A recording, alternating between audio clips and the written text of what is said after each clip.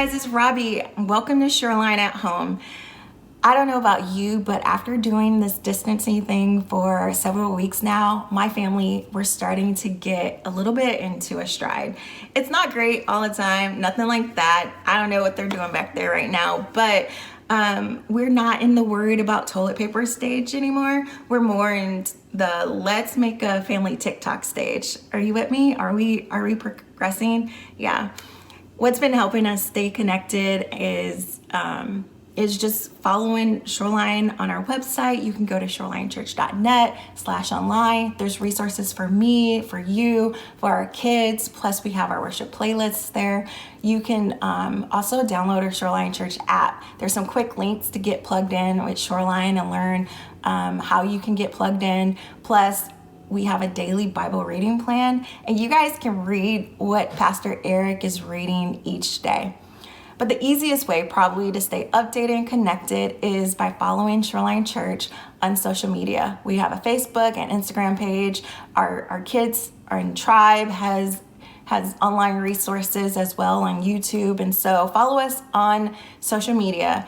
Our team has been creating fun, new content almost daily. So like and share if it's keeping you encouraged during the season. Before we get into worship, I wanted to remind you that we have a prayer team that loves praying for you. Our staff loves praying for you each and every week. All you need to do is text prayer to 972-2575, or you can actually write prayer right there in the live chat. There is a real person on the other side of your message, whether you text or write it in a live chat, that is ready to get you guys connected and finish your prayer requests. Okay, so Jesus said, when 2 or 3 are gathered, he is there. And I hope as we prepare to worship together, you guys know that you do not have to do this alone. Enjoy service. I'll be back in a minute. Let the King of my heart be the mountain where I run, the fountain I drink from. Oh, he is my song. Let the King of my heart be the shadow where I hide, the ransom for my life. Oh, he is my song. 'Cause you are good, you're good. Oh, you are good, you're good. Oh, you are good, you're good. Oh, you are good, you're good. Oh, let the King of my heart be the wind inside my sails, the anchor in the waves. Oh, he is my song. Let the King of my heart be the fire inside my veins, the echo of my days. Oh, he is my song. Let the King of my heart be the wind inside my sails, the anchor in the waves. Oh, he is my song. Let the King of my heart be the fire inside my veins, the echo of my days. Oh, he is my song. You are good, you're good. Oh, you are good, you're good. Oh, you are good, you're good. Oh, you are good, you're good. Oh, you're never gonna let me down. You're never gonna let me down. You're never gonna let me down. You're never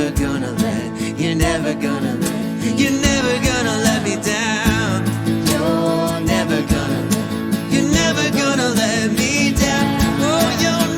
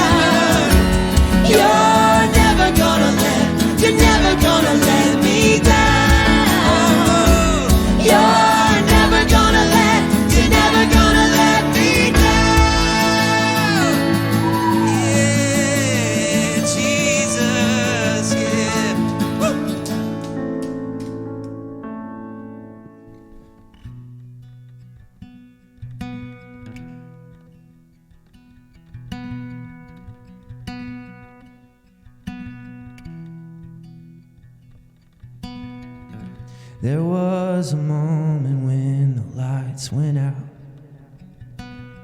when death claimed its victory.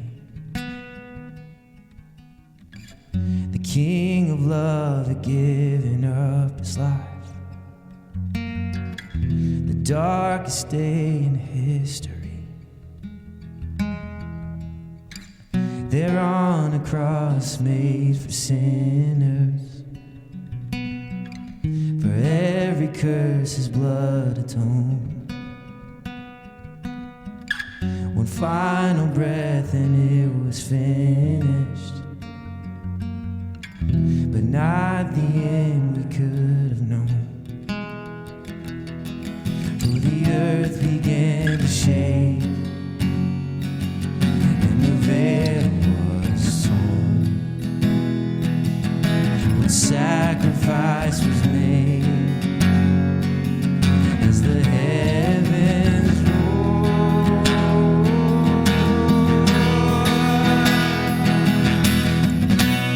Oh, hail King Jesus. Oh, hail the Lord of heaven and earth. Oh, hail King Jesus. Oh, hail the Savior of the world.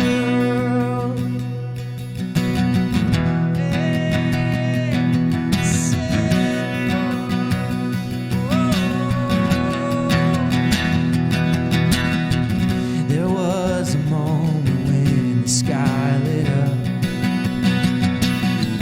a flash of light breaking through,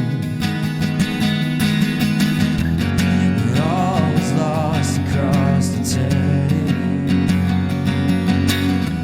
The King of Life was on the move, for in a dark cold tomb where our Lord was laid, one miraculous yes, yes, forever changed. Oh, changed. Oh, hail King Jesus. Oh, hail the Lord of heaven and earth. Oh, hail King Jesus. Oh, hail the Savior of the world. Oh, hail King Jesus. Oh, hail the Lord of heaven and earth. Oh, hail King Jesus. Oh, hail the Savior of the world. Savior of the world.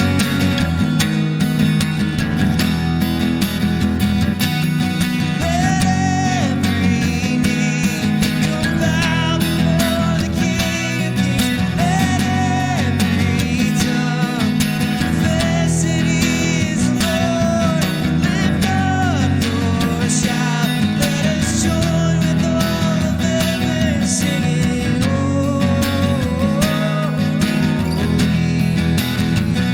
singing,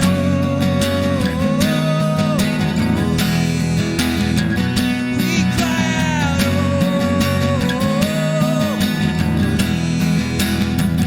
we're singing,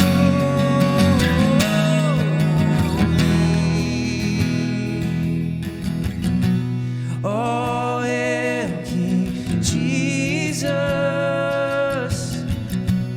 Oh, hail the Lord of heaven and earth. Oh, hail King Jesus. Oh, hail the Savior of the world. Giving is an important part of our worship, and it's quick, easy, and secure to do it right here online. Just look on the screen, you'll see all the ways that you can give. And as you're preparing your giving, I want to stop and take a moment to celebrate you, Shoreline. Because of your giving, we've been able to still carry out our vision to revive hearts, restore hope, revitalize culture, and bring Jesus and his church to the front and center of everyday life. And this past week, as a church, because we believe as a church, we're called to dig deep, support, and cultivate relationship in our local culture, we invited all our charter boat captains and crew to come out to Mellow Mushroom and enjoy a meal on us. And we were able to do that because of you. And we want to keep up that spirit of irrational generosity by inviting our restaurant and bar service workers to come out to La Paz in Destin tomorrow night on April 20th to enjoy a carry-out meal on us. Thank you guys so much. Shoreline, thank you for being so generous during this season. Because of you, we are able to invest in the lives of others and to let our local industry know that we care and we're here for them. All right, so remember when 2020 was going to be the year of vision, the year of clarity, and all of that? Are you ready to throw that out the window? Wait, before you do, don't do that yet. Wait until after this message from Pastor Graham. He's been preparing all week, and he wants to challenge our worldview and how we can even expand our worldview. And it actually might bring us a little bit more clarity along the way. So let's get ready to lean in and see what he has to say.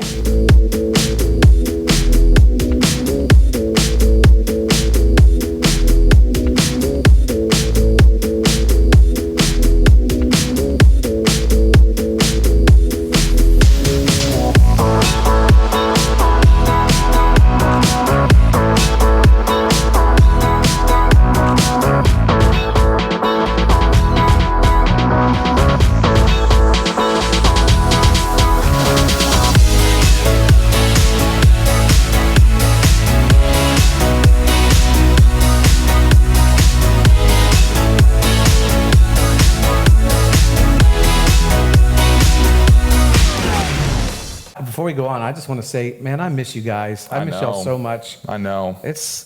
I promised myself I wasn't going to cry, but I miss y'all. And I know I've got to visit. We did some golf cart visitation. We visited some people in the front yards this week, and it's so good to see people. But there's a lot of y'all I'm seeing you comment on here. I really miss you guys. Yeah. I love you. I can't wait till we can get back together. Yeah, I totally agree. We like evaluating what we talked about last week, but kind of the new normal and the way things are going, even if let's just say they say, hey, everything's open next week. That's not going to happen. But even if they said that, we've realized nothing's ever going to be the same again. You know, enough has been shaken up that it's like we're going to have a new perspective on things. And church-wise, you know, it's not a restriction. It's kind of an opportunity now to approach this digital world in a different way. And businesses, corporations are all seeing things differently, which is a great thing. But we thought, there's a topic that is maybe pretty apropos for this time, this day and age, that we're going to look at. So the point of all this, right, the reason that we're here this morning together is not just hey, good to see you later. It's that we actually change things in our life. We evaluate things that we haven't evaluated before. And so hopefully this is going to challenge a mindset that you have and will lead to us doing things a little bit differently. So here's a lead-in question to today's topic. The question is, have you ever met somebody in your life that sees things totally differently than you do? Right? The things that you think are funny, they don't think are funny. The movies you like, they don't like. Like the way that you think is just not the way that they think. Have you ever met anyone like that? Absolutely. The whole world, actually. Yeah. I think. So, maybe it's better. Have you ever met anybody like you? not really. No. I mean, I think I've been misunderstood a lot. Yeah. I remember really early on when I was a kid, Garner's Beach. It's over in Fort Walton on Beachview. In fact, it's pretty popular right now because all the beaches are closed, so everybody's going there. But it used to have it used to have a dock out front, and you could jump off the dock, but they had a playground. And I remember I went there when I was a kid, maybe 6 years old or something, and the whole family, we went, and they had a slide that you go up go up to the top, and then when you slid down, there was a tunnel. So my family were all picnicking and stuff like that. So I slid down, but I stopped in the tunnel, and I just stayed there. And there was no other kids coming down the slides. And so pretty soon I could hear my parents looking for me. Eric, look, going through the park. Look, Eric. I could hear other people trying to call my name, and I was like, not yet. Wait for it. And then the police came, and they were out looking for me. Everyone's looking through the whole neighborhood for me. Wait for it, Eric, wait for it. And then right when like my mom walked right by the slide, I slid down and went, surprise! And I thought it was the funniest thing in the world, but they did not think it was funny. To be honest, that's on them, because that is funny. But my whole life has been like that. In fact, I feel like Darlene sits in the middle of between all of these people in the world that misunderstand me and don't get me and are maybe offended by me. And then there's me, and she sees like my jokes or my quotes and understands them, but other people don't. And she's kind of in the middle going, no, if you really knew him, no, he didn't mean to offend you. He's compassionate, I swear. Yeah, I've spent a lot of times in my life like that. So our honeymoon, we went to Costa Rica, and we were on the beach, and it was a huge surf day. So these waves were enormous, and we're both sitting out there looking at these huge waves, big enough that like there were some surfers not going out. And this one guy paddles out, massive wave. He tries to drop in and just gets annihilated, right? I'm pretty sure he just exploded. And we're watching this, and after about 30 seconds, we both speak up at the same time, and she goes, well, that was stupid. At the same time, I go, I think I'm going to go for it. I was like, yeah, I'm reading between the lines here. But, you meet somebody and talk to somebody, or like you interact with somebody online, and you're just like, are we the same species? Like, we're just so different. And the reason is because we have experiences and relationships and victories and letdowns and all of that kind of mold our mindset, that affect the way that we see the world, right? I mean, think about how many mentors you have, people that you've looked up to, influential people that you've kind of adopted the way that they see the world because they've inspired you.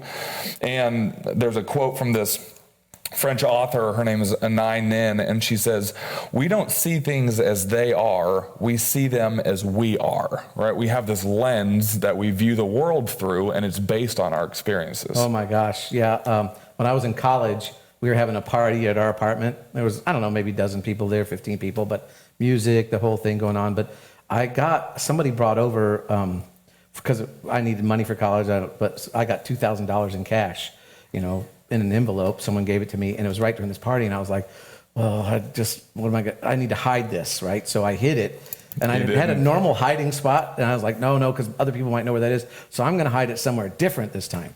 So I hid it, but it was a party.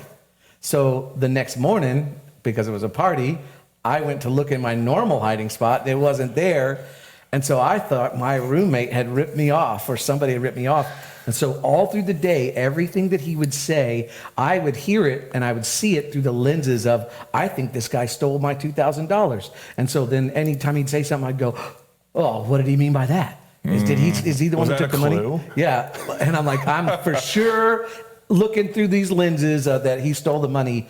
And then later on during the day, I don't know, I was getting a pair of socks, I opened it up, and there's the envelope with $2,000. I was like, oh. So we all have a narrative that is crafted by your experiences, whether it be a narrative about a party or a race or a group of people or ethnicity, any kind of different demographic, just the way you see things, it's based on that. Those lenses are shaped by your experiences. Yeah, and that can be generations deep, right? Like you talk to people who have prejudice, and very, very seldom will that person say, my prejudice is incorrect and malicious. Like, they believe that it's right, and it's because of either limited experience that they have or a narrative that's been crafted by family or something.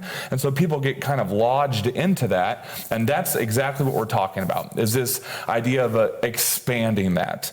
Ignorance is when you have a limited sample size, a limited worldview. How do we expand that? And we believe that it's true that the more we see the world, the better we see the world, right? Just in general.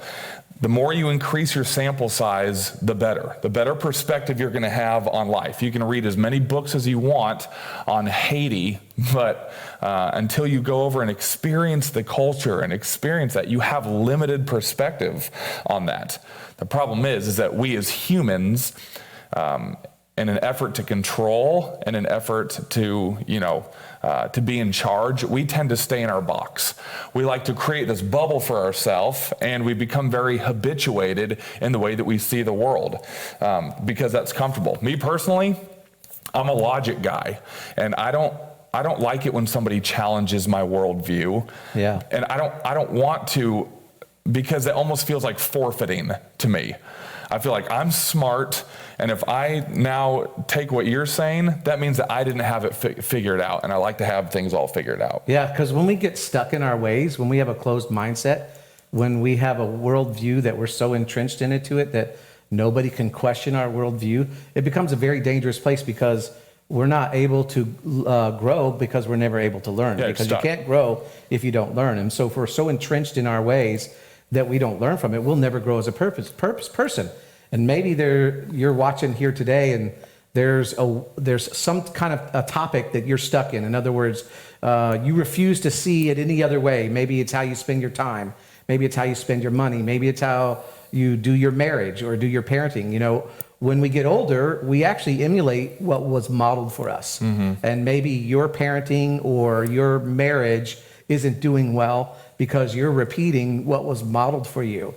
But what was modeled for you wasn't healthy, but you don't know how to change. That's your view.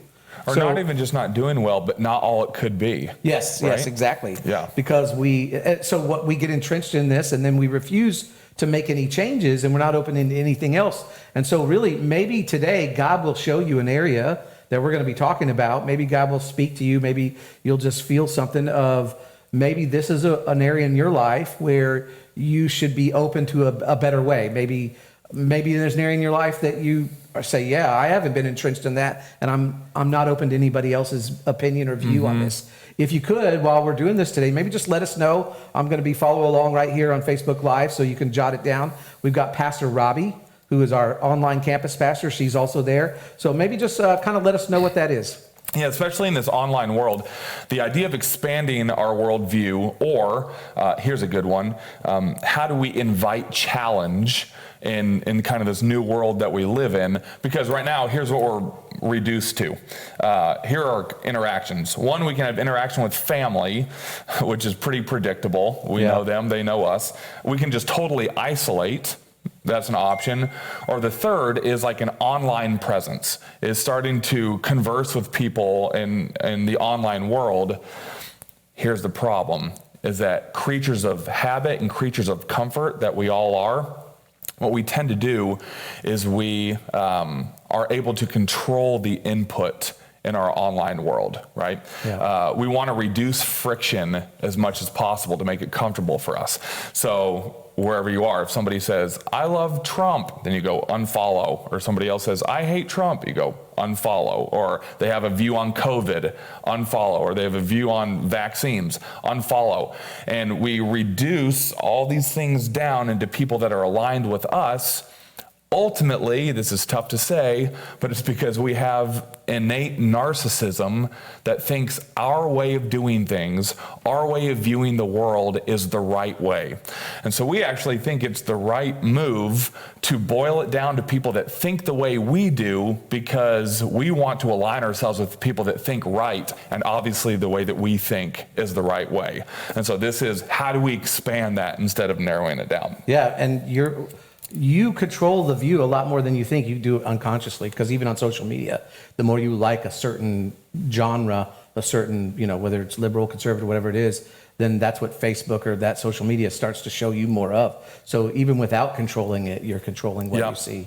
And then it just affirms all the people. When you do that, all you're doing is affirming what you already believe instead of being challenged. Right. And now when we talk challenge, maybe there's some people out there that go, oh, you want challenge? You should see my Facebook feed as a freaking battleground, right? Yeah. There's a difference between challenge and learning and loving people and being divisive. Yeah. Some people have this martyrdom mindset that's like, oh, dude, I've had 500 people give me death threats today, yay, and say that they, hate the church. And it's like, I think maybe you're just being divisive instead of this idea of like actually learning about people and loving people. So we've got to ask, for us, what if we are holding on to a view that is holding us back? Like we said earlier, maybe things in your life aren't a train wreck, but it's tough to actually quantify the gap between good and free, or good and great, right? Yeah, good in God. And good in God. Maybe there's something that God's calling you to, that we're just stuck in this old method or pattern or way of doing things, that he's calling us to something new. So we're going to look at a guy today who's essentially famous for having his mold broken. Wow. He viewed the world a certain way, as very black or white, right or wrong. He had his confines, and when his world was shattered, that's what made him famous. His name is Paul. So maybe you've heard the Apostle Paul before. And Paul, his name wasn't always Paul. His name at one point was Saul, and then had to change from Saul to Paul. Which is the worst example of witness relocation ever. Hey, we know they're trying to kill you, so we've changed your name from Saul to Paul, and we're moving you over here. Hey, can I get another free sample? No, dude, you were just in here. No, Isn't that your name was Saul. My name is Paul. Totally different. I'm Paul. Okay, context on Paul. And chime in if you hear me screw something up. But Saul was like the ultimate Pharisee. So the Pharisee were like the religious professionals of the time. And so the Bible at that time was the Torah. It was the first 5 books of the Bible: Genesis, Exodus, Leviticus, Numbers, Deuteronomy. And the Pharisees pretty much had that memorized. He knew more of the Torah than anybody. He carried out the law better than anybody. So like religious professional. And then comes this new movement, which we call Christianity. It was known as the Way. And so people are following Jesus, view Jesus as the Messiah, the Savior of the world. And Saul is like, doesn't believe it. He's like, no way. So he views his whole job is to stomp out this new movement, is to just like eradicate this delusional way, or delusional Christianity, because these guys are giving their lives and their money to something that's a scam. And so he thinks he's doing the Lord's work. And you couldn't convince him otherwise. No, they are wrong, I am right, type of thing. So that's kind of where we pick up the story. Did I miss anything on context? I think you're pretty good. I don't want to be pretty good. I want to be excellent. You're fine. I don't want to be good. I want to be God. Okay. I don't want to be God. No. Just for the record. Okay. Things end badly. Verse 9. Meanwhile, Saul was uttering threats with every breath and was eager to kill the Lord's followers. So he went to the high priest. He requested letters addressed to the synagogues in Damascus, asking for their cooperation in the arrest of any followers of the Way he found there. He wanted to bring them, both men and women, back to Jerusalem in chains. And they took him seriously. Yeah. Because just a couple chapters before this is when we first run into Paul, is Stephen is the first disciple, or really the first martyrdom besides Jesus that we see in the Bible. And the religious leaders were so infuriated that they stoned Stephen. And at the last passage of that chapter, chapter 7, it says, and they laid their coats at the feet of Saul. And then very next verse in chapter 8, it says, and Saul approved of his killing. And so I used to think that Saul was maybe in training there, and they were just like, here, we do it, then you watch, then we all do it together. You know, like he's holding the coat. Now watch us stone him. This is how you do it. But really what it was he was the leader, and he incited these religious leaders, now go take care of it. So when it says that he breathed murderous threats, these guys were taking that serious. They were afraid. It's not a crazy guy just muttering to himself. No, it'd be like Dog the Bounty Hunter showing up at your house. That couldn't be more biblical. Well, maybe not the best example, but I'll think of something. We'll get there. Verse 3. As he was approaching Damascus on this mission, a light from heaven suddenly shone down around him. He fell to the ground and heard a voice saying to him, Saul, Saul, why are you persecuting me? I wanted to stop because that very simple but very profound question of why is maybe one that we don't ask all the time. And we were talking about getting stuck in our ways or stuck in our mindsets or whatever. And so often we just give months, if not years of our life to doing things a certain way without asking that question why. Yeah. It's because we're creatures of habit, because we've habitualized everything, and we do it because it's something that we've always known, but seldom do we ask that. Right? Yeah. And it'll change because you can have let's say money or even losing weight, getting in shape. We all know, okay, that I know I should do this with my money. I know I should eat this way. I know that I should, exercise and stuff. But until I understand the why, I will not do it. But when I get the why, man, it changes everything. Yeah, so good. We say all the time, like, the heart is not our jurisdiction. Yeah. So you can't convict somebody else. Yeah. I can't give you a conviction, right? Yeah. And that's why I say, like, listen to how God is convicting you, because you're not going to change something based on my conviction. You have to listen to how God is changing you. So exactly, same thing. What is the why? Verse 5, who are you, Lord? Saul asked, and the voice replied, I am Jesus, the one you are persecuting, which had to have been kind of a terrifying. He looks back at his last year and he's like, I've made some bad decisions. Now get up and go into the city and you will be told what you must do. I mean, can you imagine sitting there? Paul's probably thinking, because he was on his way to Damascus to arrest people of the way, arrest Christians. And all of a sudden, everything has changed, and he probably was like, wait a minute, I thought this was about my view. Right. I thought that I was helping you. I thought I was doing what you wanted me to do.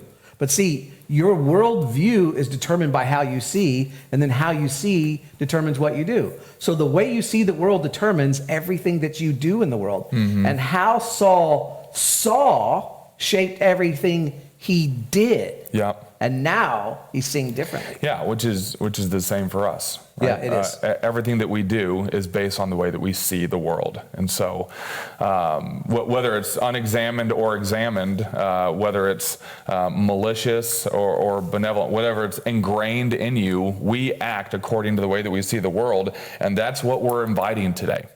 We want to expand. We don't want to stay stuck in what we are. That is us individually. Pastor Eric, that's the church. We as the church, we don't want to be the church that says we're stuck in the way that things have always been. And nope, we've done that for 50 years and we'll just find a way to shoehorn that in there. That's not our desire. We want to morph with, and so we want to always be expanding how we see God, the way that we see what is possible, to see, is God using a new method inside of these times? So we wrote, how we see God determines what we think is possible. The more in a box or petite you have of a view of God, the less you will think is possible. The more you see COVID-19 and the restrictions that we have right now as a burden, as depressing, but if we have the right view of God, this infinite star-breathing, universe-creating God that is not held back by anything, we just realize that methods may change, but miracles continue to happen. Breakthrough and life change continues to happen. It will just look differently than it has. Yeah. Right? I was thinking about the different views of things that we have. Money, maybe you're stuck in your view of money. Parenting, based on how your parents parented you, you probably have a pretty ingrained thought on what's the right way to parent, and we need to shake that up. Success, but a big one is actually who we think God is. I am a logic guy, I said it earlier, and this is a loose translation of the word, but honestly, pridefully, I view myself as an intellect, which is ridiculous. I've never viewed you as an intellect. Yeah, I know because of you're how many intellectual. fart jokes I tell. Well, it's because I view you as the funniest person I know personally. Yeah, just like in an intellectual way. That's just because I've never met Will Ferrell. Yeah, no, I can be funny. Please tell me I'm smart. But I've always been like, I want to logic God out. I want to have a handle on the situation. Yes, I can read the Bible. I know he's big. I know he's powerful, but I kind of understand what he's doing in a prideful way. And then I met my wife, Kristen, and her relationship with God is primarily based on the supernatural, inexplicable side of God, the mysterious side of God. And I realized, oh my gosh, I have fractioned down what God is into this sliver of the pie. Wow. And so what I think is possible is the logical. How am I ever going to be seeking miracles if I've narrowed God down to the logical, or, in my experience, what I think is possible? And so maybe for you, whatever that area is, the breakthrough is by willing to expand the pie chart and say, maybe there is more than what I've experienced or what I've known to be true. So good. Back to Saul. This is in an instant, right? His world's rocked. Verse 7, the men with Saul stood speechless, for they heard the sound of someone's voice, but saw no one. Saul picked himself up off the ground, but when he opened his eyes, he was blind. So his companions led him by the hand to Damascus. He remained there blind for 3 days and did not eat or drink. Now, why do you think, quick question, Graham, why do you think God blinded or took his sight? You remember before Jesus was born, John the Baptist was born, I guess, 6 months, maybe 3 months before Jesus was. And his father, Zechariah, was a priest. And he went into the temple because it was his day to do his duty. And while he was in the temple, an angel came to him and said, your wife, Elizabeth, is going to have a child. And you're going to name... I'm an intellectual. And you're going to name John, John.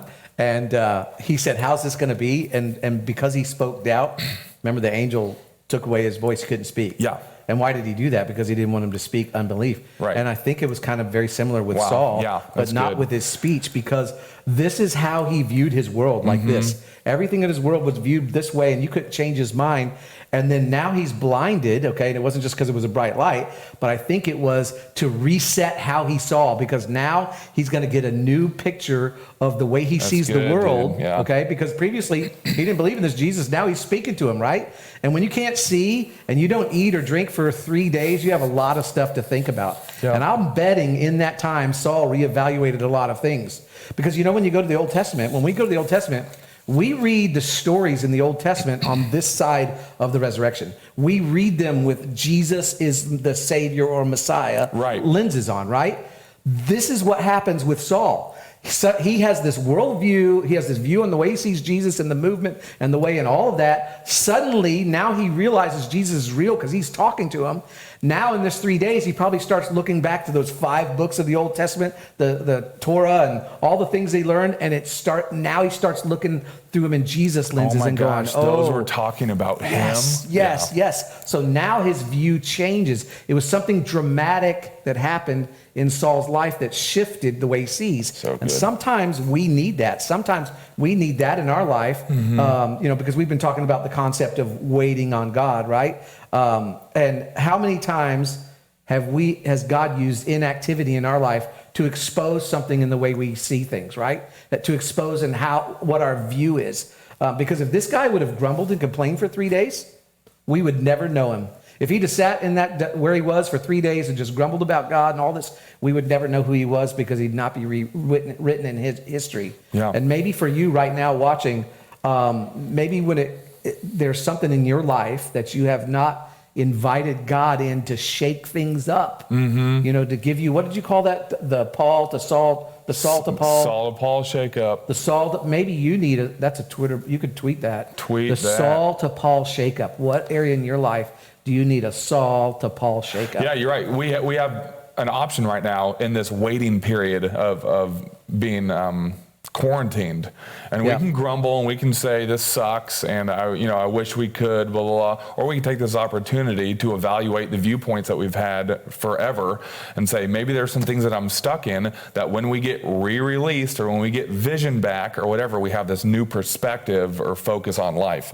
That's our challenge today. Our challenge today is to invite an interruption, to invite God to interrupt the way that we see the world. And here's our question.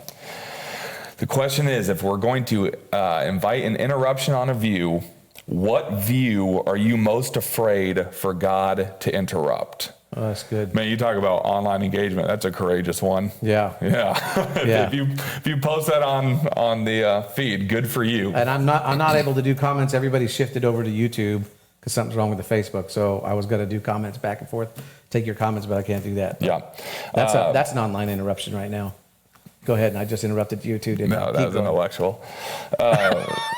I thought of a couple different views, right? Money. Yep. And actually, primarily the view that you're probably afraid for God to interrupt is what you are anchoring your life to.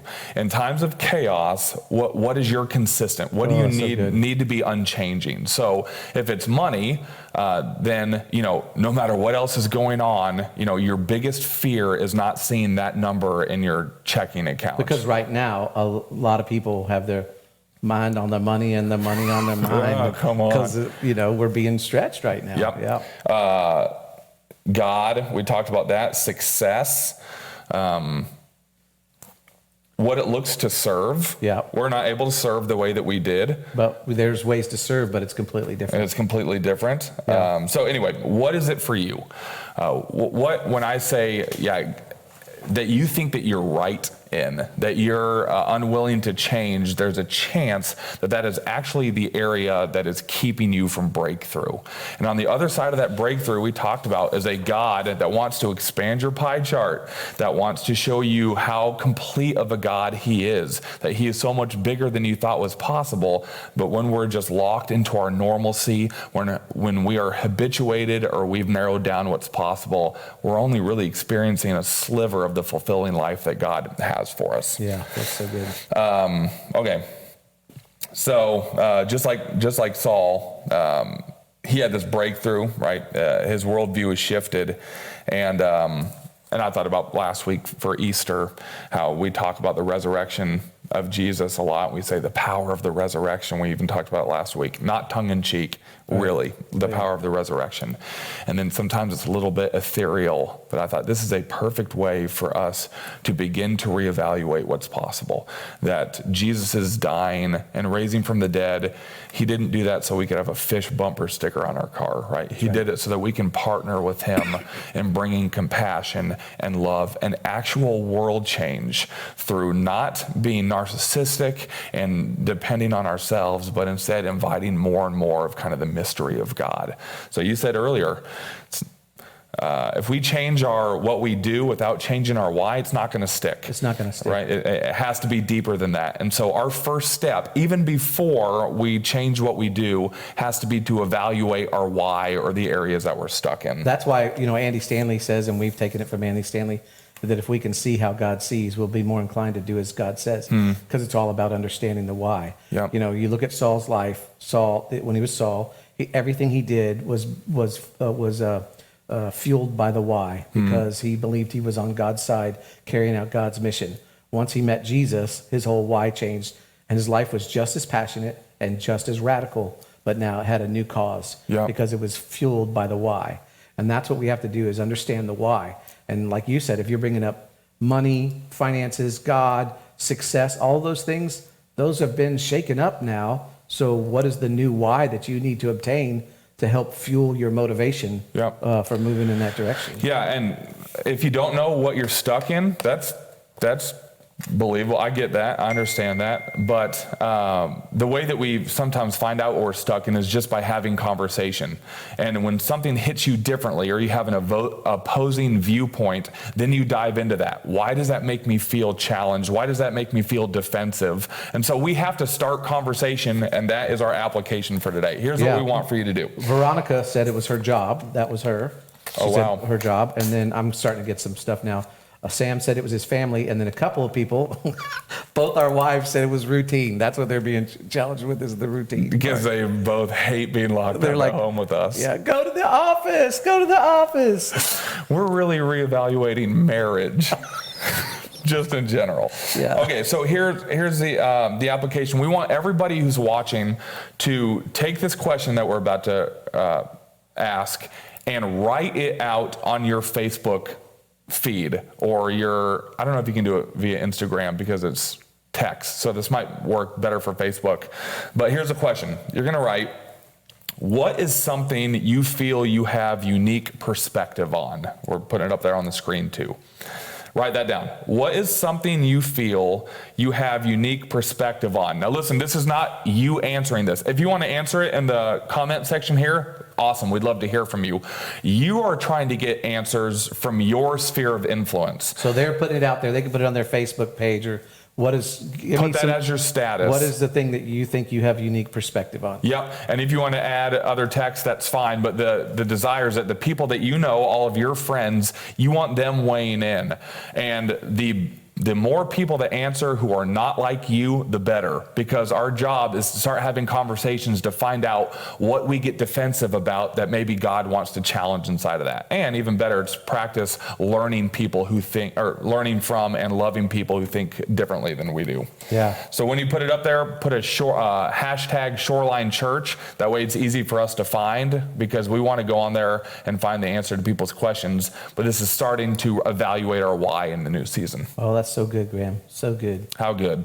So good. That is just like, it's better than good or fine. You did exceptionally intellectual. Oh, that's exactly what I was going for. You did exceptionally intellectualistly. And I can tell you're really funny. Yeah. So, anything else we got? Nope. How's that for an ending? A conclusion. Man, well, we nailed that. Yeah. Well, that's my time. Feels like we should pray. Yeah, let's pray. Okay. I'll pray and then you fix everything. Okay.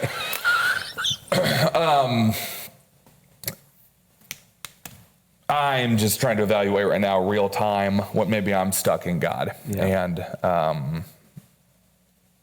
because I don't know what's possible, I guess, in the digital world, I'm trying to continually get a handle on things, and I just realized more and more I need to be open-handed. And I've heard somebody say, wow before how, that we can just invite new ideas and say, how big is our God, before we're asking, how's that possible? How do we filter it down? So I want to be a wow guy right now, and to realize, God, that you are looking forward to this new season and the miracles that you're going to do in a way that you never have before. This is setting up potential for you to have impact on our city, on our community, and in our lives that we never have experienced before, but we have to be open to it. We can't be stuck in the mud. We can't be closed off. We need to invite this new method of you working. And so me personally, God, I'm saying I'm inviting that. I'm willing to have a Saul to Paul shake up. I'm willing to view things differently than I have. And would you speak clearly? When I hear the next conversation, or have the next conversation, and a view is challenged, that I'm not going to be defensive. I'm going to be open to that and realize that, man, maybe there's a different perspective that allows me to see you and humanity in a different light. And I invite that. So be here with us as we continue this journey. It's into the unknown, and it's it is not clearly defined, but in the mystery, God, you are there working miracles, and we trust that. In your name, amen. Amen. Pastor Donnie says, Graham, that you have a lot of room for potential to be an intellectual. Hey, my parents told me that. And hey, just thanks for being with us today. Don't tune out yet, because when the cameras stop rolling, you should see what happens next. Anyhow, let me just give you a couple of reminders. I want to encourage you to continue to pray for your streets. We have those street signs available to you that says this street has been prayed for by the Church of Destin. We will have them out. You just contact us. We'll get them for you. And a lot of people are putting them out as they go walking and praying. So I want to encourage you to continue to pray for our city, pray for your city. Yeah. If you're in Destin, we have 4 roads that come into our city.